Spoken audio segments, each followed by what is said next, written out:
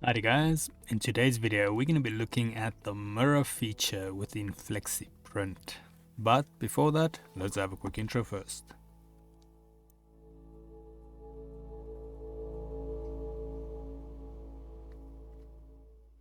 So today's video can be found on softwaretraining.co.za. We make sure that you watch problem solving videos and we also have daily updates. Now if we head into the program here, so like I mentioned, we're going to be looking at the mirror feature. This is a great feature and it's very hard to duplicate without using this feature because you'll have to recreate things in a mirror version. Now I'm going to quickly just create something that is obvious when it's mirrored. So let's grab two rectangles, maybe make a bit of a upside down L here, move this one up and then join these two together. So here we go, we've got a nice little upside down L. The reason why I do that is if we have something like a rectangle and if I had to mirror this, you wouldn't know, because if I had to rotate this, it stays exactly the same thing, where with this one, if we rotate, it becomes obvious that it's rotated and not mirrored. But in any case, so now with this, I'm going to scale it up a little bit. Now in order to use the mirror tool, you want to make sure you've got something selected that you want to mirror. And then under our main menu on top, I'm just going to navigate to the arrange drop down menu from that, and then we're going to go down till we find the option called mirror. Now when I click that, it's going to open up the Design Central with its settings, and then you'll see we have a little preview in red on what's happening. Now I'm going to just leave it on what it was originally, the default. So don't worry about what I set there, I'll show you now. So then on our actual viewport here, there's a few nodes that we need to look at, and then obviously we've got, like I mentioned, our preview of what's going to be happening. Now under these nodes, we've got a top one, a middle one, and a bottom one. In my opinion, the middle one is the most important.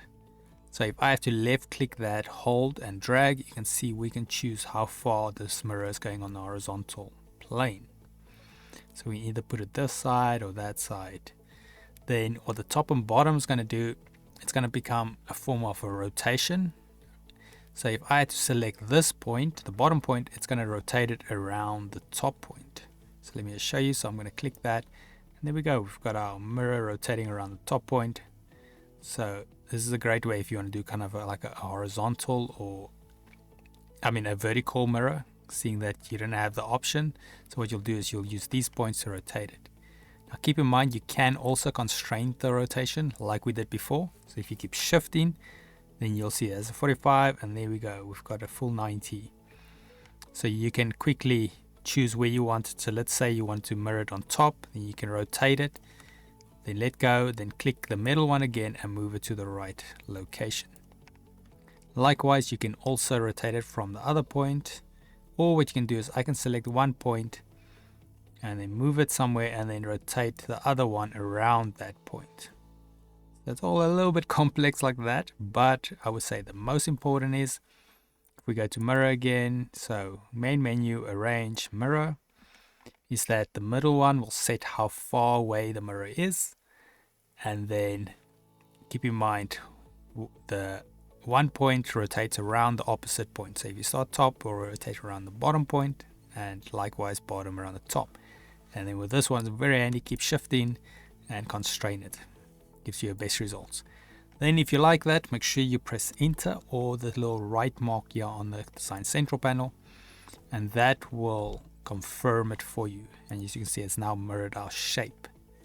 Now by default, like you might have noticed, is it will mirror our shape without making a copy. So I'll pretty much just, it's like a form of flipping tool, so you can take your shape, flip it around in the opposite direction. Now what I'm going to do is let's quickly mirror it using the Design Central as well. So I can go to arrange, mirror, and then under the Design Central we have two options, and obviously the confirm. The first one will be keep original. So if I click that, when it mirrors, it's going to make a copy of it, which is very handy, or it's going to leave the original as well. Then we have here the distance. You'll see we only have one setting for the distance. Now, you definitely in this, at least in my opinion, this is one of those tools where you want to use perhaps more the freehand. If you want precise distance between them, maybe 2 centimeters, you can use this. But like I said, in order to get a vertical mirroring up or down, you can't do it with that. So then you want to look at these points and adjust it accordingly. Just move this one maybe on the inside, leave a bit of an overlap, press enter, and there you go. We've got our shape nicely mirrored. Saves us a lot of time. And like I say, some shapes it's just not possible, especially when we get to things like text and that. You can rotate it as much as you want. It's not gonna become a mirror. But yeah, otherwise that is it on the mirror feature.